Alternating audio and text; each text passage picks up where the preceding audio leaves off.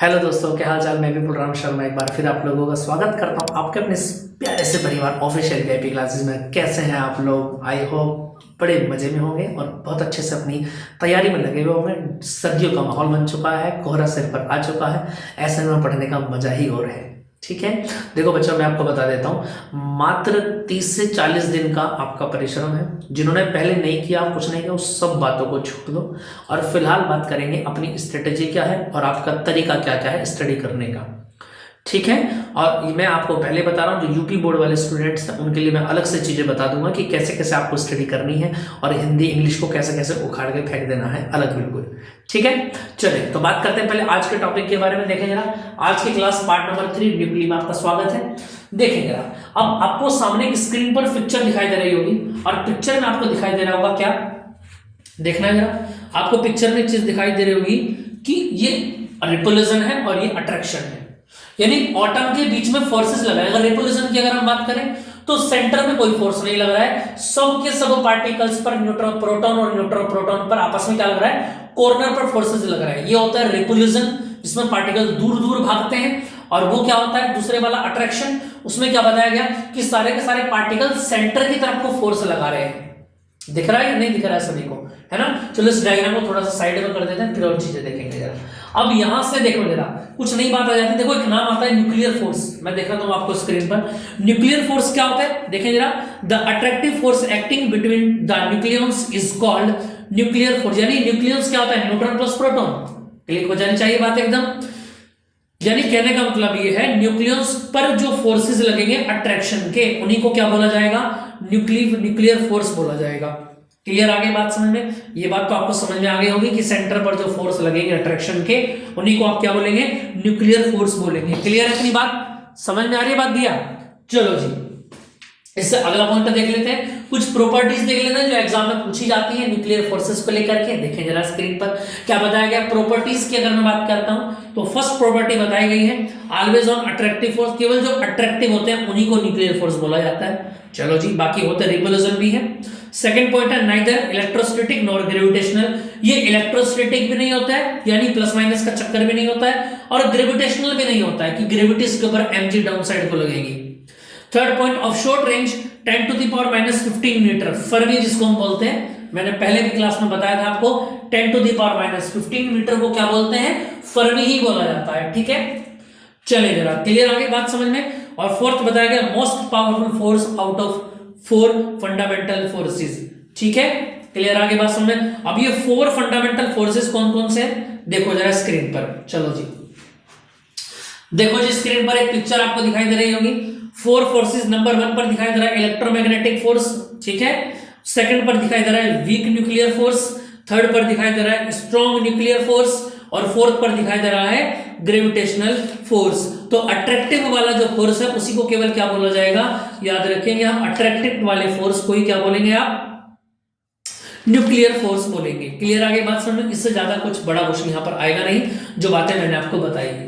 Clear आगे बात समझ में? ठीक है बच्चा लोग, इतनी बात समझ में आ गई आपको।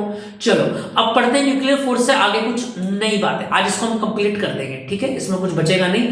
न्यूक्लियर की न्यूमेरिकल्स की क्लास बनेगी, जिसमें कुछ थोड़े बहुत मैं इसके क्वेश्चंस भी आपको कराऊंगा जो प्रीवियस ईयर में आए गए हैं। बाकी प्रीवियस ईयर के लिए कुछ अलग स्पेशल आने वाला है, थोड़ा इंतजार कर लें, 1 जनवरी ज्यादा दूर नहीं है ना। चलो जी देखिए जरा, अब स्क्रीन पर कुछ नई बात मैं आपको बताता हूं। देखो बाइंडिंग एनर्जी आपने पढ़ लिया था, जी हाँ आप लोगों ने पढ़ लिया था। अब बाइंडिंग एनर्जी मैंने आपको बता दिया था, बाइंडिंग एनर्जी क्या होती है, लेकिन यहां पर हम पढ़ेंगे क्या, यहां पर हम स्टडी करेंगे बाइंडिंग एनर्जी कर्व क्या होता है। कर्व को हम स्टडी करेंगे। लास्ट टाइम मैंने आपको बताया था कि बाइंडिंग एनर्जी क्या होती है, मैंने आपको बता दिया था बाइंडिंग एनर्जी इक्वल टू ऊपर से जो मास डिफिट आ रहा है आपका डेल्टा m इंटू सी स्क्वायर क्या कहलाएगा, बाइंडिंग एनर्जी। इसका काम क्या होता है, न्यूक्लियस के बीच में न्यूट्रॉन और प्रोटॉन को बांध के रखना। ठीक है, चलो जी, आई होप आपको पीछे की क्लासेस आपकी कंप्लीट होगी। जिन बच्चों की नहीं है मैं फिर रिक्वेस्ट कर रहा हूँ पीछे की क्लासेस वो स्टडी करके जरूर आए। देखो बाइंडिंग एनर्जी कर्व को स्टडी कर लेते हैं। देखें जरा इसके बारे में अगर मैं बात करूं, देखो जरा इस तरीके का कर्व बनेगा, इसकी स्टेटमेंट भी आपको समझ में आ जाएगी। इसको मैं इधर बना देता हूं थोड़ा सा ना, फिर इसकी स्टेटमेंट भी हम लोगों को पढ़ते हैं। ये एक्स एक्सिस है और ये वाई एक्सिस है, थोड़ा सा मैं इसको बड़ा बना देता हूँ ना, ये एक्स एक्सिस है और ये वाई एक्सिस है, ये ओरिजिन ओ होता है हमारा। आई होप इतनी बातें आपको आती होंगी, है ना? चलो, नहीं आती है तो पता ना, बस चुपचाप बैठे रहना, क्योंकि इतना समय है नहीं मेरे पास और आपके पास भी जो इनको पढ़ा जा सके। चले भैया, क्लियर आ गई बात समझ में? अब इसको देखो जरा, इस कर्व को बनाएंगे कैसे कैसे, ये मैं आपको बता देता हूं। देखो, ये तो होता है आपका यहाँ पर बाइंडिंग एनर्जी पर न्यूक्लियस। क्लियर आ गई बात समझ में? और एक्स एक्सिस पर दिया गया है मास नंबर, जिसको आप बोल रहे हैं ये लो भैया जी। क्लियर है बात? इसको कर, अब इसको ग्राफ को थोड़ा सा हम बना लेते हैं। ग्राफ को कैसे कैसे बनाएंगे देखना जरा।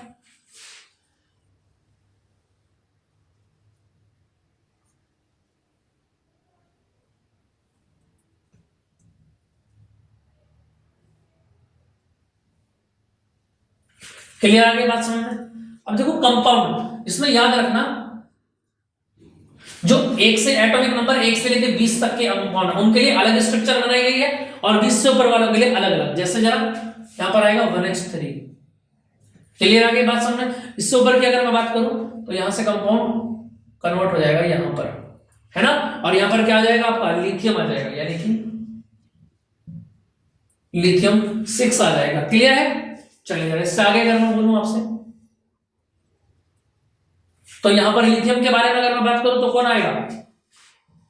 कार्बन 12, और फिर दोबारा से डिफेक्ट हो जाएगा, यहां पर आएगा नाइट्रोजन। क्लियर आगे बात समझ में? इसके बाद क्या आएगा यहां पर?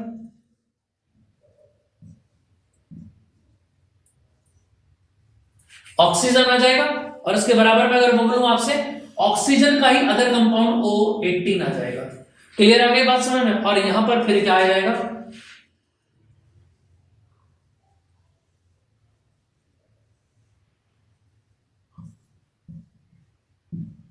आगे बात समझ में नहीं? अब ये जो बीच में 2 स्पॉट बचे ये अलग अलग आ जाएंगे, सल्फर आ जाएगा और ये Fe आ जाएगा।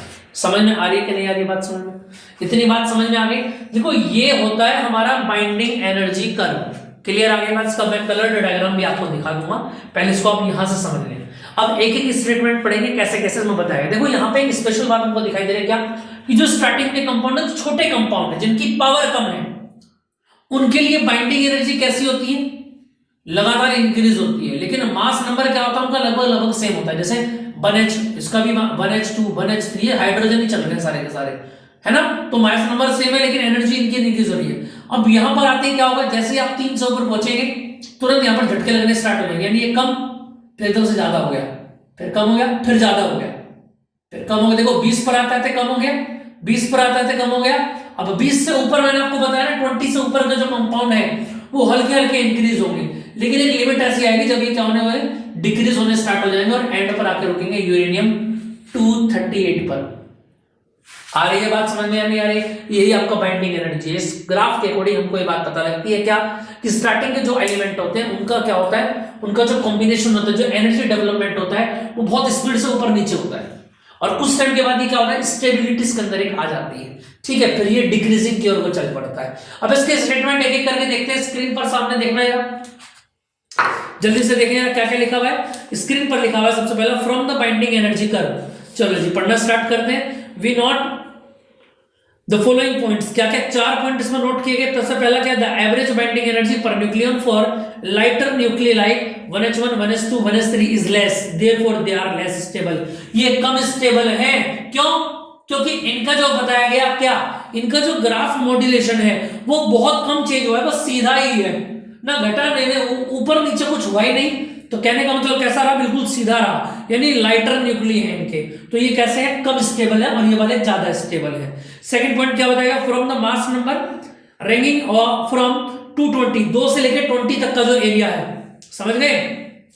इसको 2 कर लेना, 1 लिख दिया मैंने। 2 से लेकर 20 तक का जो रैंकिंग एरिया है, इसमें क्या बताया गया? There are some sharply defined peaks.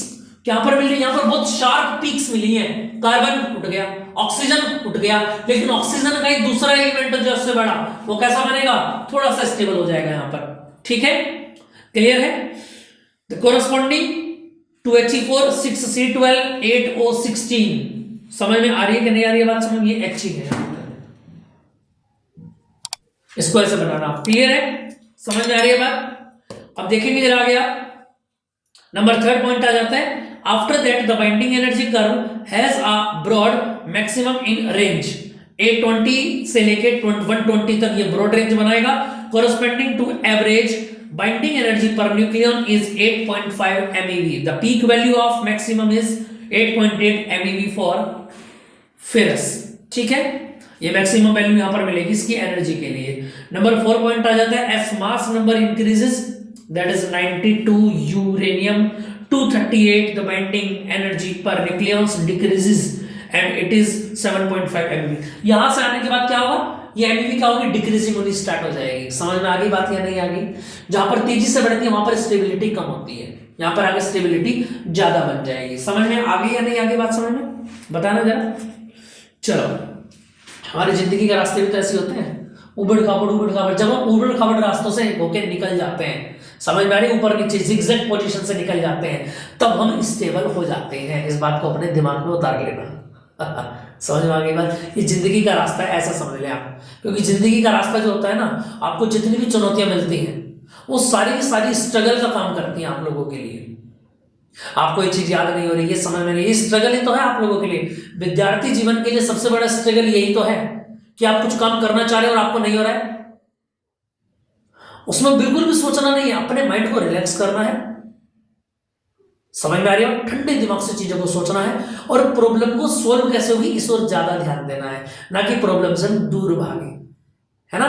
Books को अपना फ्रेंड बनाएंगे दोस्तों, तभी जाके बुक्स आपका हाथ पकड़ेगी, है ना। जैसे फ्रेंड्स बनाते हैं ना, फ्रेंड से बातचीत करते, नहीं बात करेंगे तो गुस्सा हो जाएगा। ऐसी बुक्स है, अगर आप बुक्स से बात नहीं करेंगे तो बुक्स गुस्सा हो जाएगी, और बुक्स गुस्सा हो गई ना एक बार, तो आप ध्यान रखेंगे रिजल्ट में जो आपका चश्मदीद चेहरा मिलेगा ना, वो मुरझाया हुआ होगा। ठीक है, चलिए अपने टॉपिक पर वापस आते हैं। देखिए ना, return to board now, all the experiment will be done and the statement will be observation find that the zigzag position clear that is not stable after going the oxygen, after going the 220 we will stable the element. Is that clear? यहां तक की बात आपको समझ में आ गई होगी।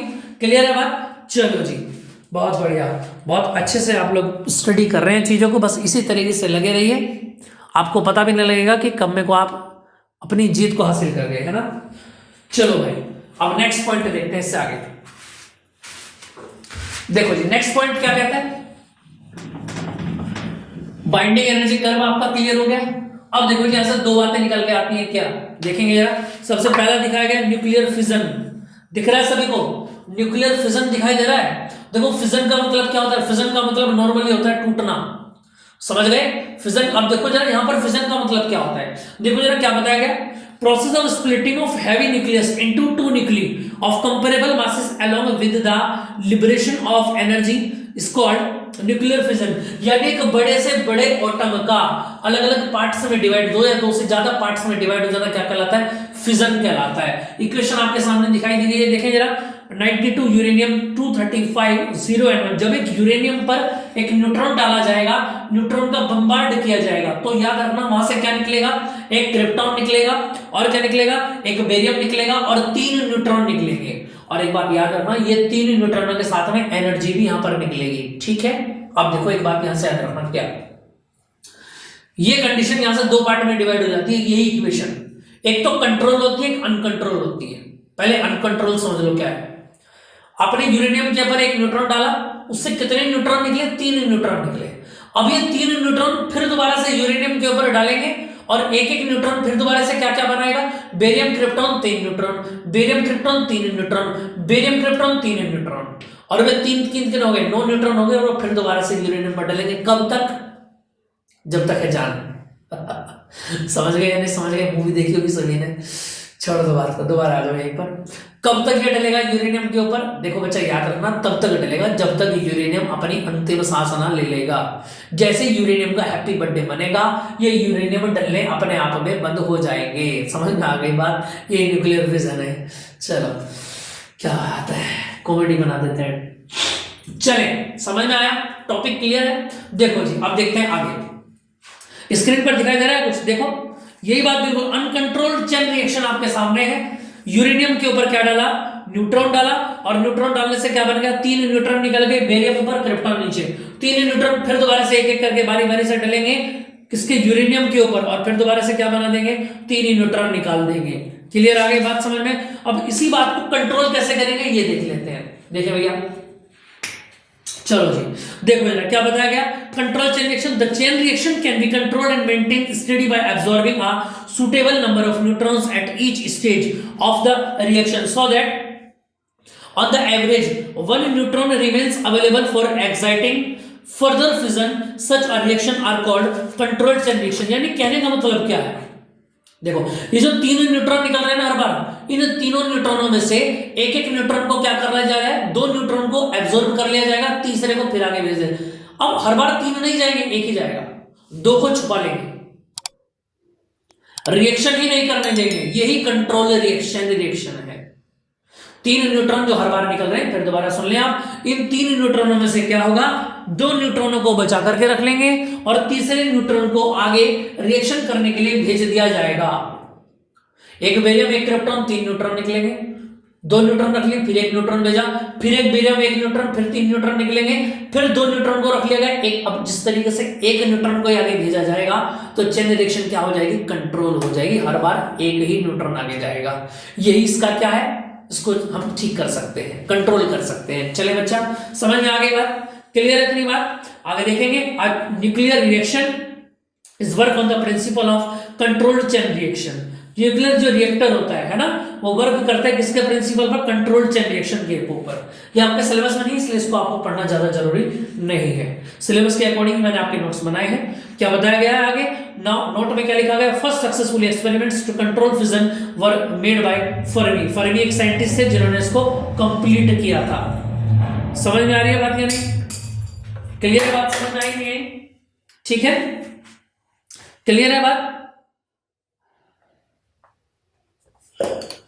चलो जी, ये है फर्मी साइंटिस्ट का डायग्राम, इन्हीं का नाम फर्मी था। समझ में आ गई बात। चलो ये भी आपने देख ली, इनके भी दर्शन मैंने आपको करा दिया। हाथ जोड़ लिया करो, जब मैं तुमको बढ़िया सा फोटो सा दिखाऊं ना, तो हाथ जोड़ के आशीर्वाद ले लिया करो, क्योंकि ये तो चले गए वो दुनिया में है, तो तुमको आशीर्वाद देंगे तो तुम्हारा काम हो जाएगा, ठीक है।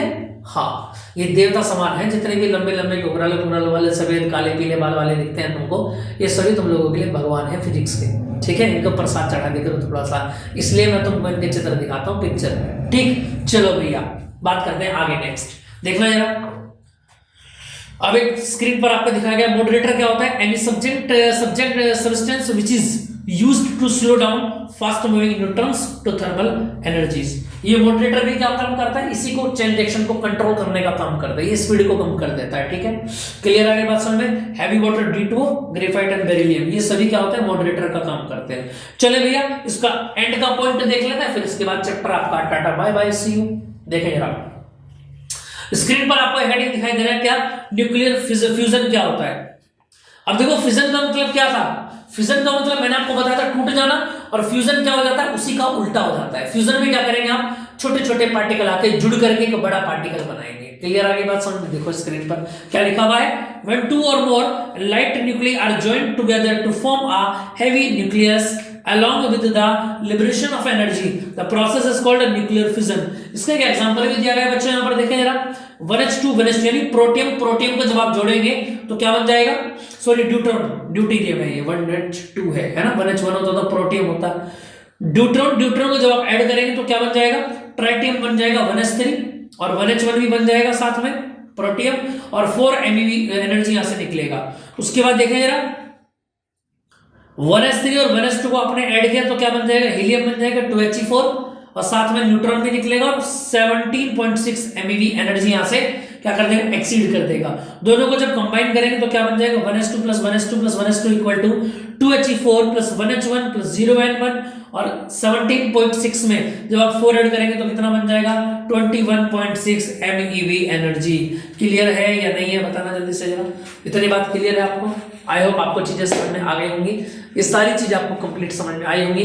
तो दोस्तों मिलते हैं नेक्स्ट क्लास में, ठीक है ना। जब तक आप अपना ध्यान रखिए और सारी चीज़ों को स्टडी करते रहिए। बहुत जल्दी एक जनवरी आने वाली है, एक बेहतरीन से सरप्राइज आप लोगों के लिए मैंने रखा है। ठीक है, नोटिफिकेशन उसका 1-2 दिन में मिल जाएगा। बाकी पता 1 तारीख को ही लगेगा कि है क्या। ठीक है दोस्तों, मिलते हैं नेक्स्ट क्लास में। जय हिंद, जय भारत।